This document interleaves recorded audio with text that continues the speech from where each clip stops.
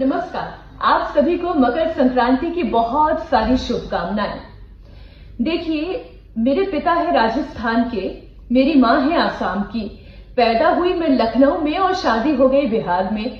तो इसलिए मुझे मकर संक्रांति का ये त्योहार 4 राज्यों में किस तरीके से मनाया जाता है ये बहुत अच्छे से पता है। शुरुआत करती हूँ राजस्थान से।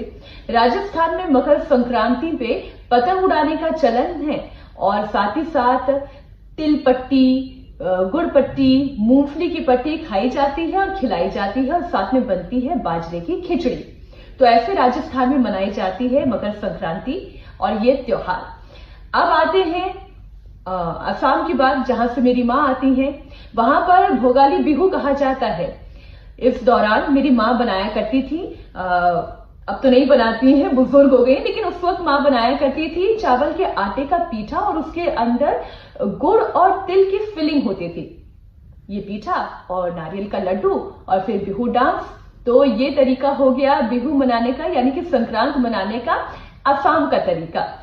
अब आते हैं उत्तर प्रदेश, जहां लखनऊ में मेरा जन्म हुआ। यहां पर खिचड़ी का त्योहार मनाया जाता है। खिचड़ी बनाई जाती है, खिचड़ी खाई जाती है, सात्विक भोजन होता है, इसके साथ दही ली जाती है और साथ ही तिल की परंपरा तो यहां भी है। तो गुड़ और तिल खाया जाता है और खिलाया भी जाता है। अब बात आ गई बिहार की। बिहार में दही चूड़े का चलन है।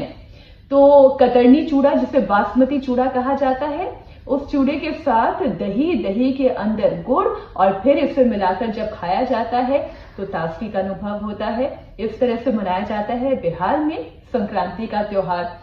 आप जानते हैं दक्षिण में, क्योंकि आज प्रधानमंत्री नरेंद्र मोदी पोंगल मनाते हुए दिखाई दिए, तो एक तस्वीर ये भी आई। पोंगल मनाया जाता है दक्षिण में।